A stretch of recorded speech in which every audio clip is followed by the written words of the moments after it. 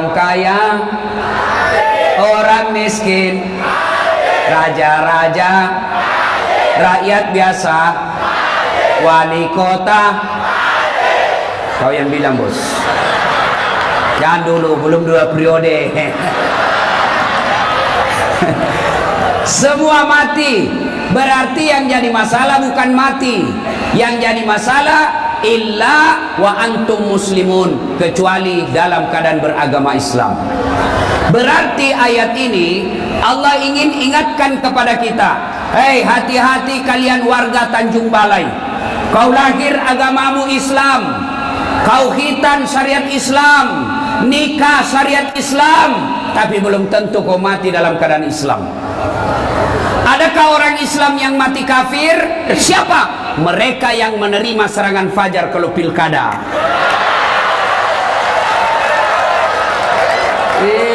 Baru kau itu. Woi, anak muda. Hei, kalian yang sudah punya KTP, jangan lagi kau terhasut kalimat yang mengatakan tidak usah kau urus politik.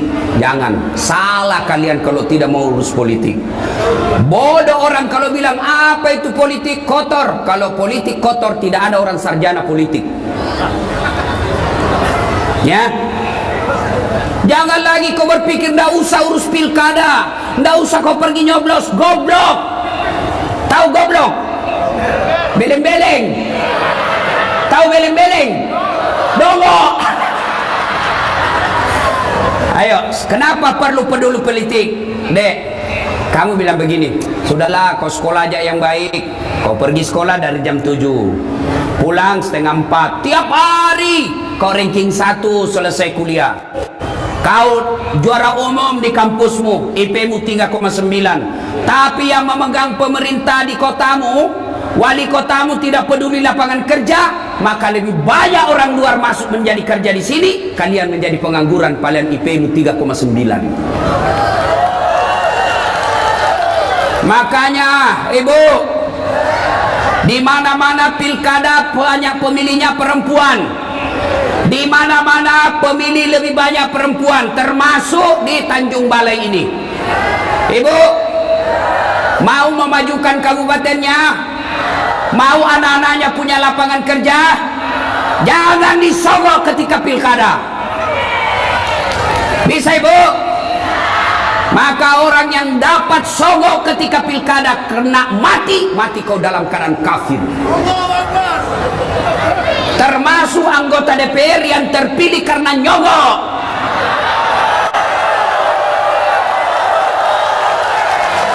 Ada begitu di Tanjung Balai? Banyak. Kau salah, kenapa kau pilih nyogok? Mestinya jangan kau pilih. Hei, Bu, hei. Nabi selesai perang Badar. Perang Badar, ada sahabat meninggal. Sahabat yang lain yang hidup berkata, Allahu Akbar, dia masuk surga. Allahu Akbar, dia mati syahid. Allahu Akbar, bidadari di surga menunggunya. Nabi berkata, dia masuk neraka. Kenapa bisa masuk neraka ya Rasul?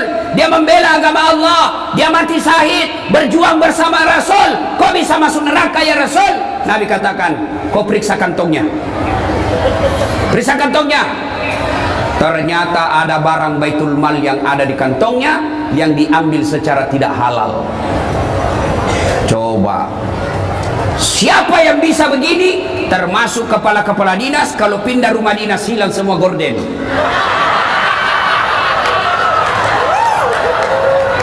Yang ketawa orang serius ini, bos. Gaspol toh?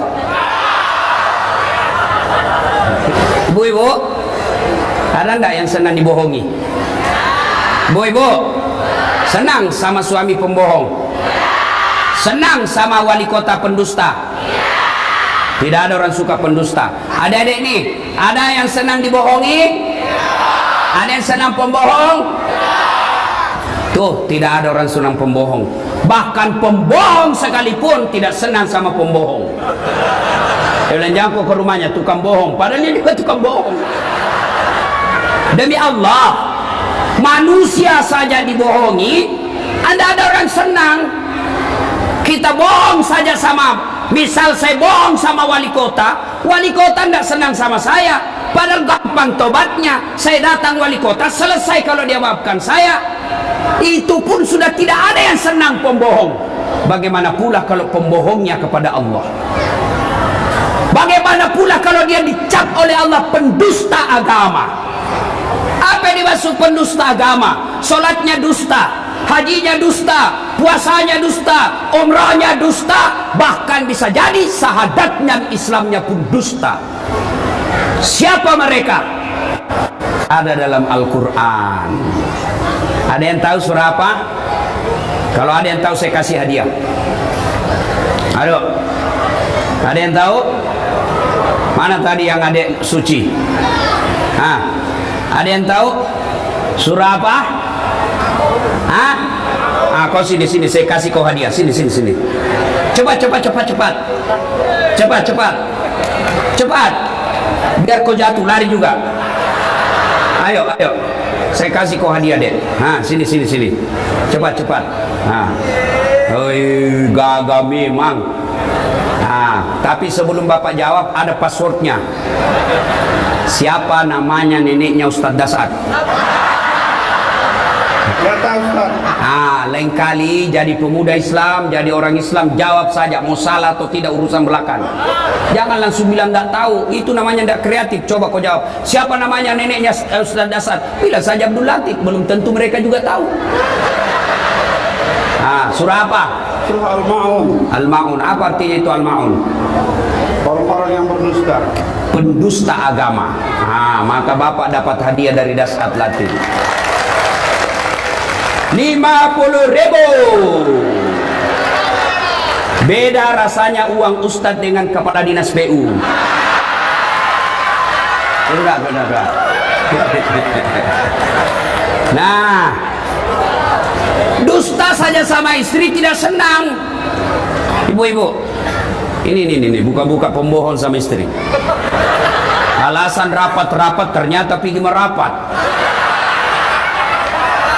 Ya, karena kita laki-laki ini kan tergantung istri. Bagaimana kita tidak bohong kalau kita dijadikan kayak tahanan politik? Sedikit-sedikit menelpon, di mana kau Pak? Di mana kau? Di kantor. Bohong, di mana kau? Di kantor. Coba video call. Ini gendut. Lihat. Kita kayak di ini. Dia siksa suaminya kayak apa saja. Bagaimana kita tidak bohong? Sampai-sampai ada bapak-bapak, Pak, di Makassar ada ibu-ibu bilang, Ustaz, apa doanya supaya suamiku kuat jantungnya, tidak kena serangan jantung? Karena banyak sekarang bapak-bapak mati serangan jantung. Apa doanya Ustaz? Saya bilang, ibu tidak usah baca doa. Bagaimana caranya Ustaz? Berhenti kau periksa HP-nya. Semakin sering kau periksa HP-nya, maka dia kena serangan jantung. Apalagi kalau lupa pasang password, mati didapat sudah.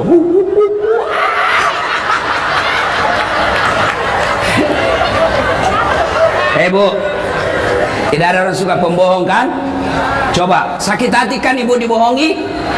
Tapi ketahuilah, Allah berfirman, Bismillahirrahmanirrahim. Ara'aital ladzi yukadzibu biddin. Tahu enggak kamu pendusta agama, kata Allah. Siapa mereka? Satu, mereka yang menghardik anak yatim.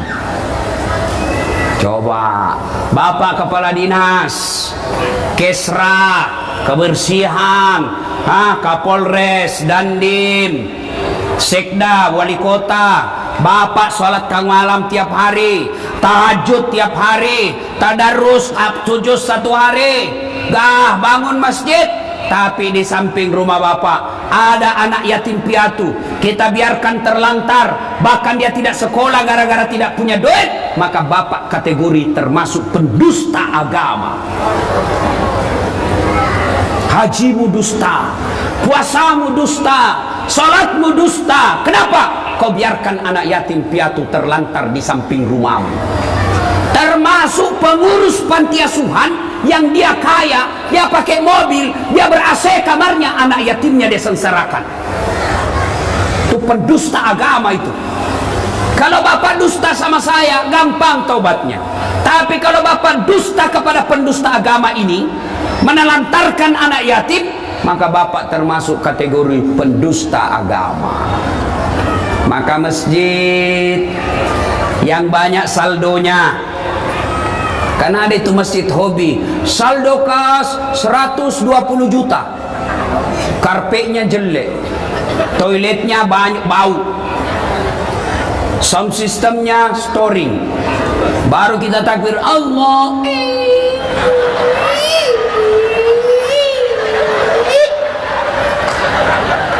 Ada juga masjid begitu, saldo kasnya 120 juta, toiletnya tidak ada airnya. Selesai, tidak ada air. Mati, tidak ada air. Kalau kencing bisa dikasih begini. Selesai. Jangan ketawa ibu, ini urusan laki-laki. Woi, jangan lihat, jangan lihat. Anak muda, jangan kasih lihat ibu. Woi. Kalau kau kencing tidak dapat air, bagaimana caranya? Kalau dalam hutan, kau ambil daun 3 lembar. Jangan kasih lihat ibu-ibu.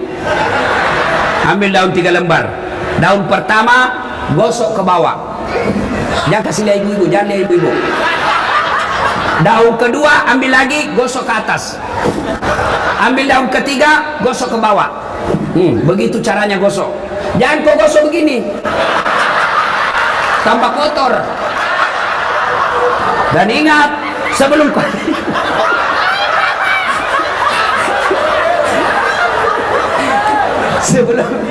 ingat itu daun, sebelum kau pakai itu daun, periksa dulu, siapa tahu ada ulang.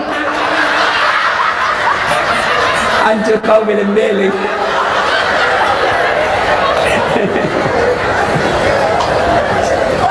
Ayo Bapak Ibu pengurus masjid, takmir masjid, masjid sudah habis dia mau dibangun, sound systemnya baik, karpetnya baik, sudah ber-AC, tidak ada lagi pembangunan, tapi ada saldo kas 100 juta sampai 150 juta, maka bapak wajib cari anak fakir miskin yang ada di sampingnya, anak yatim piatu yang ada di sampingnya, biayai ongkosi sekolahnya, maka itu jalan yang tepat. Maka tepat sekali wali kota mendeklarasikan pemerintah peduli anak yatim. Saya tanya Pak Wali, bagaimana idenya ini? Dia bilang, kan gampang. Kalau kita orang Islam, kalau Allah sudah sayang sama kita, kecil memakmurkan rakyat. Ya memang betul.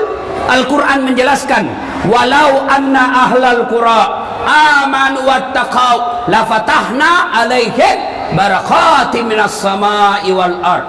Apabila penduduk suatu negeri, penduduk Tanjung Balai beriman dan bertakwa kepada Allah, dia santuni anak yatim, dia sekolahkan anak yatim, dia hormati anak yatim, dia muliakan anak yatim, maka Allah turunkan keberkahan dari langit dan keberkahan dari dalam tanah. Itu janji Allah, bukan janji caleg.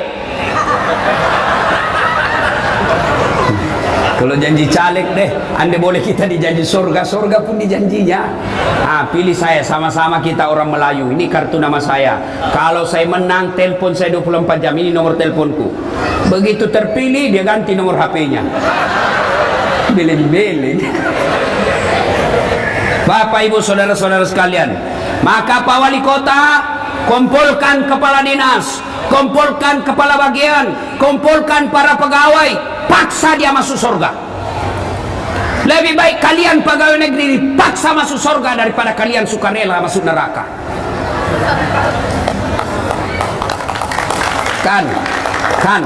Kan beda itu kalau wali kota punya perintah dengan ustaz. Coba kalau wali kota bilang, saudara-saudara kepala dinas, siapa yang menyumbang untuk anak yatim? Langsung semua, 2 juta Ustaz. Pak Wali, saya 3 juta Pak Wali, saya 5 juta Pak Wali. Lalu Bapak kalau ada yang tidak ada yang ngomong, Bapak bilang sebenarnya banyak menjadi kepala dinas. Kalau Bapak tidak siap membantu anak yatim, ya saya mohon dengan hormat Bapak minggir dulu jadi kepala dinas. Oh, langsung nyumbang semua 10 juta Pak Wali.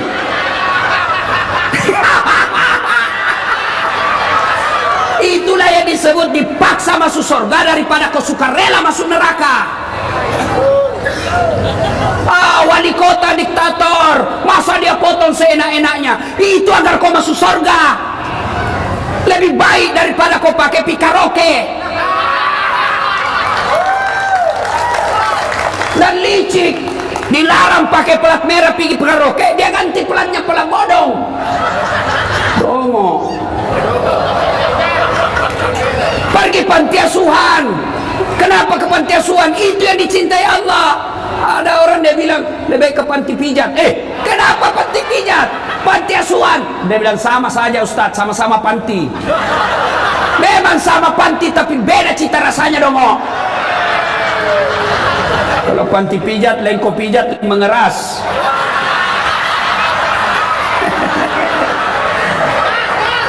Gaspol.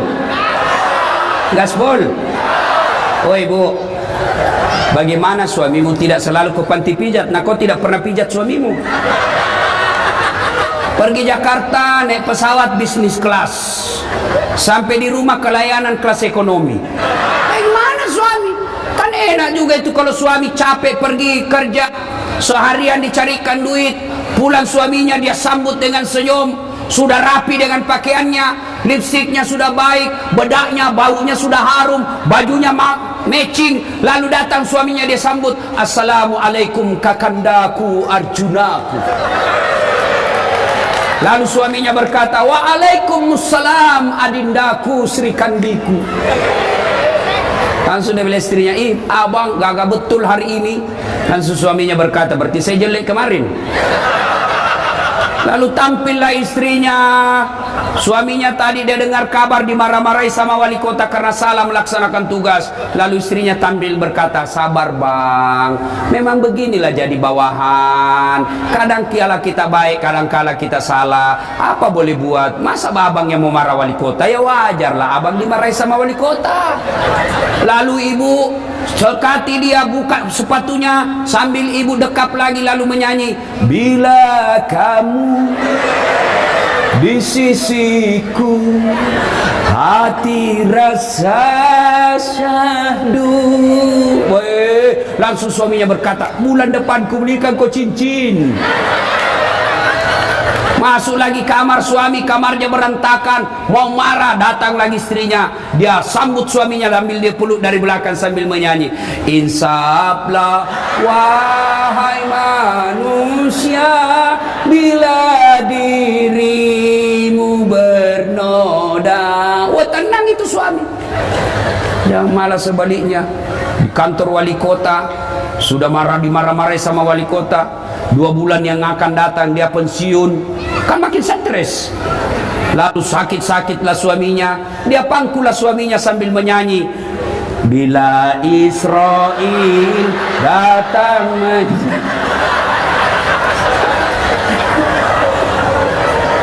Hei Bu, woi, tahu salah satu amalannya Siti Khadijah, suaminya pergi, pulang, Khadijah sudah siap di rumahnya baskom. Apa isinya baskom? Air hangat. Begitu Rasul datang, suruh Nabi duduk di kursi, lalu Khadijah siapkan baskom di telapak kaki suaminya, dengan air hangat diurut-urut suaminya. Subhanallah. Pantas Khadijah sudah wafat, Khadijah tidur bersama Aisyah. Nabi Tatib berkata, rasa-rasanya ada Khadijah di jalan rumah, rasa-rasanya trompas sandalnya Khadijah masih ada di sampingku. Aisyah cemburu, ya Rasulullah, kenapa sih Khadijah terus kau ingat? Saya tidur bersamamu tapi Khadijah di otakmu. Apa sih kelebihannya Khadijah? Kau nikahi dia sudah 2 kali janda, dia lebih tua 15 tahun, saya masih dalam keadaan perawan, lebih muda darinya. Ya Rasul, apa kata Nabi? Kau tidak bisa membandingkan dirimu dengan Khadijah. Khadijah adalah wanita yang paling menyayangi saya. Ketika tidak ada orang percaya, Khadijah yang tampil pertama kali sayang sama saya dan percaya sama saya. Lalu Khadijah selalu urut-urut telapak kakinya. Bahkan Khadijah ketika mau tidur suaminya, dia usap-usap rambutnya suaminya, Rasulullah Muhammad SAW. Mana ada suami mau selingkuh kalau dikasih begitu sama istri? Betul Pak Pol? Coba dengar Satpol PP bilang betul. Salatullah salam ala toha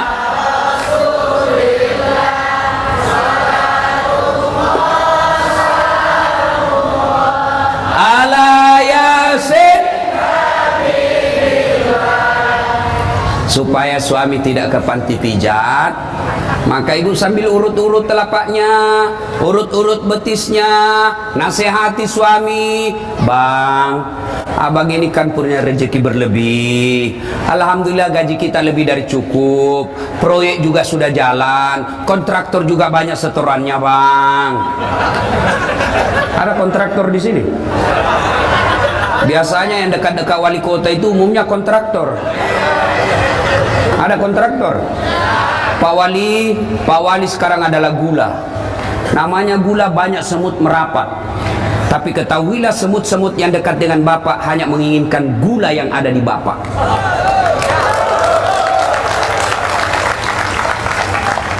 Maka tidak semua yang dekat sama Bapak niatnya baik, senyumannya tulus. Lebih banyak yang ingin dapat proyek. Bapak setiap jabat tangan sama mereka, ucapkan ta'us, berlindung kepada Allah dari godaan setan yang terkutuk.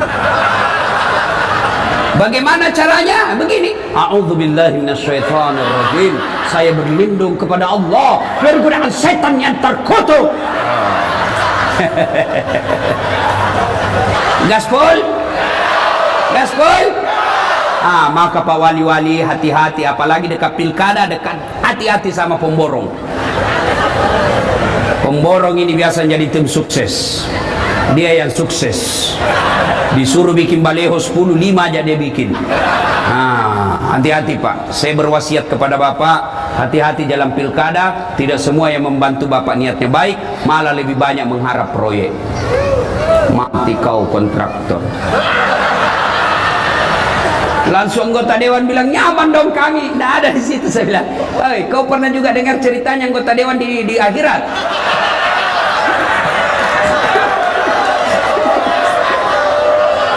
Pernah dengar? Jadi ada penghafal Quran, anak yatim piatu, masuklah dia dalam surga. Dilihat, kenapa banyak anggota dewan di sini? Di negaraku banyak ditangkap gara-gara korupsi. Kok bisa berkeliaran di surga mereka ini? Dia datang sama penjaga surga, malaikat, kenapa banyak ini anggota dewan di sini? Negara saya banyak ditangkap gara-gara korupsi dan persinahan. Kenapa banyak di dalam surga? Kata malaikat, "Nggak usah kau ribut." Kenapa? Ini cuma reses, sebentar lagi dia pulang ke tempatnya.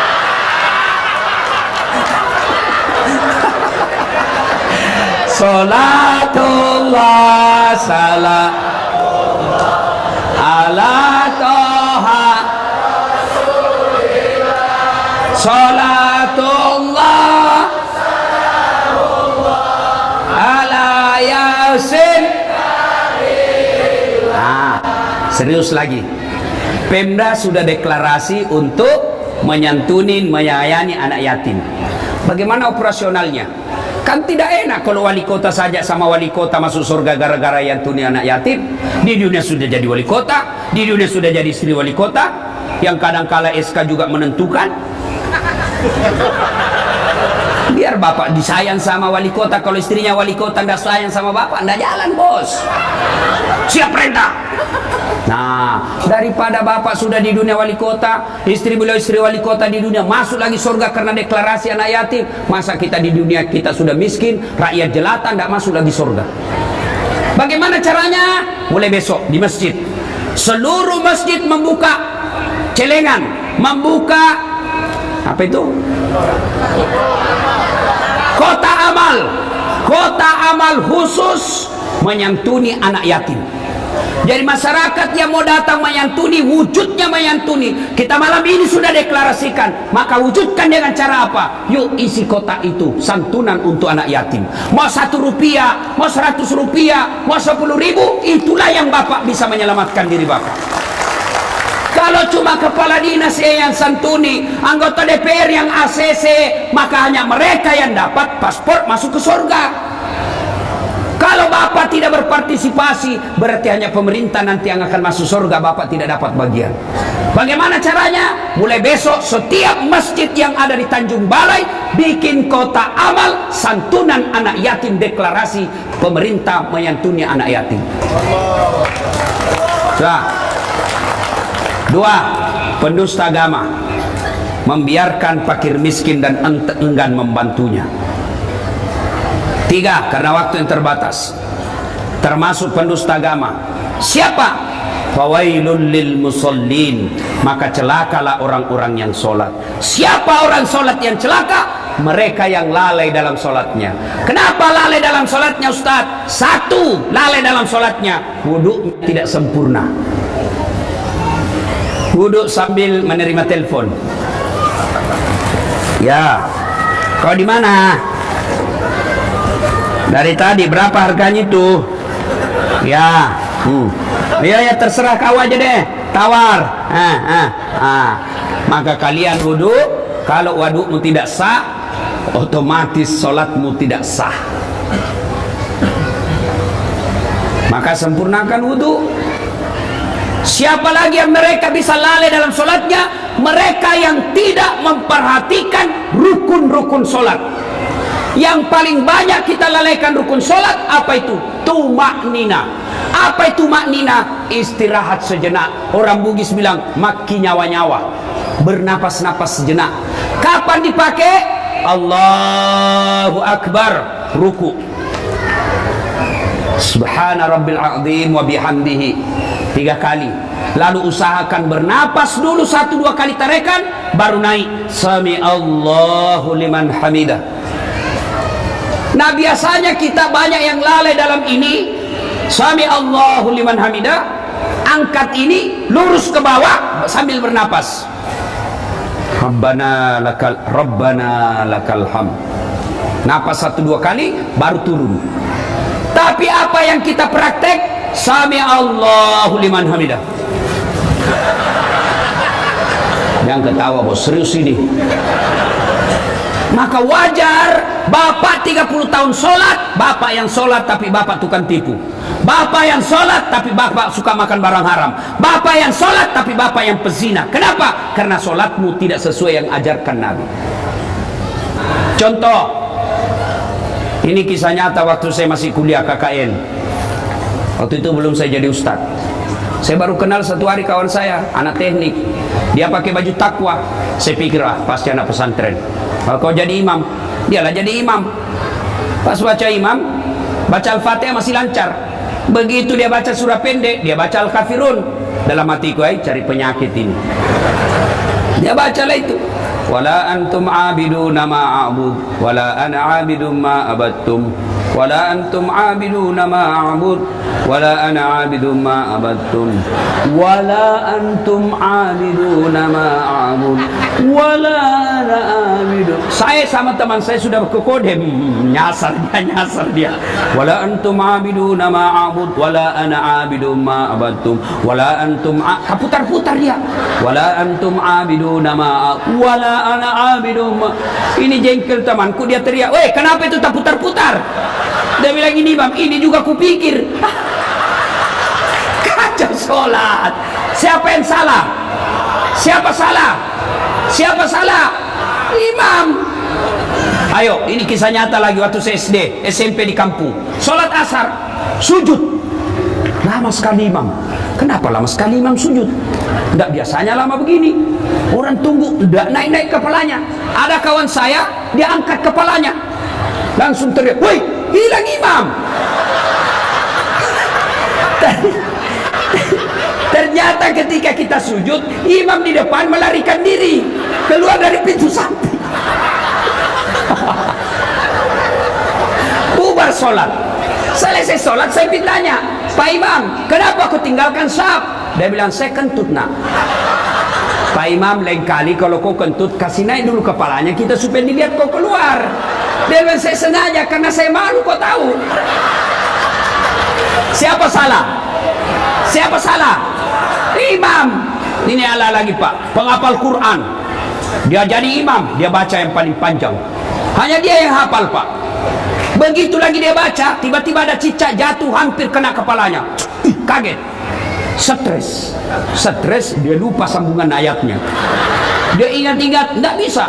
Apa sambungannya? Dia lupa betul. Lama hening satu masjid, tidak ada sama sekali suara. Tiba-tiba Pak Imam bilang, "Tolong bantu di belakang." Dia bilang, "Yang di belakang saya juga tidak tahu." Berteriaklah paling belakang. Dia bilang, "Kalau begitu ya sudah, Allahu Akbar." Siapa salah? Siapa salah? Imam. Ada lagi nih, kan kadangkala ada imam itu dia balik-balik sunnah Nabi. Nabi katakan, kalau kau jadi imam, ringkaskan bacaanmu. Kenapa? Karena yang di belakang macam-macam. Makanya imam sebelum angkat takbir, dia akan berkata, salat jami rahimakumullah, luruskan dan rapatkan saf. Tujuannya apa? Kita mau lihat pasukan. Ibarat Kapolres inspeksi pasukan. Maka kata Nabi, ringkaskan. Kenapa? Di belakang ada orang tua yang sudah pensiun, tidak bisa lama berdiri, rematik. Naik lagi kepalanya, kasihan, belum selesai, jatuh. Ada barangkali Satpol PP yang pakai sepatu baru, dia lupa simpan baik-baik. Ada sepatu saya, baru dibeli 2 hari, hilang sudah. Ada ibu-ibu yang mau sekali kentut, lamanya nih Pak Imam.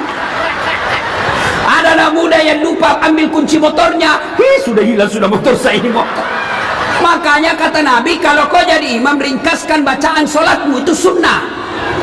Ini ada imam balik-balik sunnah Nabi, dia jadi imam, la haula wala quwwata illa billah. Apa dia baca? Surah Al-Baqarah ayat 10 sampai 112. Dia husuk dengan bacaannya, kita husuk dengan hayalan. Kita mau ikut, tidak dihafal. Kita mau ruku, belum selesai, terpaksa kita baca semua pengumuman di dinding masjid. Keadaan keuangan Masjid Nurul Yamin, pengeluaran, saldo kas. Sudah habis satu papan dibaca, satu triplex dibaca, belum selesai imam, terpaksa pindah lagi ke kalender. Persatuan Guru Republik Indonesia cabang Tanjung Balai. Sudah selesai kalender, selesai pengumuman, belum selesai Pak Imam, bajunya lagi dibaca. Syahrial SHMH, calon wali kota 2 periode. Siapa yang salah? Siapa salah? Maka dalam Islam, siapa saja boleh jadi makmum. Mulai orang sadar sampai orang cerdas boleh jadi makmum. Tapi imam tidak boleh. Kenapa? Kalau salah imam, gagal jamaah kita. Salah imam, kacau jamaah kita. Maka hati-hati milih imam. Jangan milih imam karena duit. Jangan milih imam karena sekampung.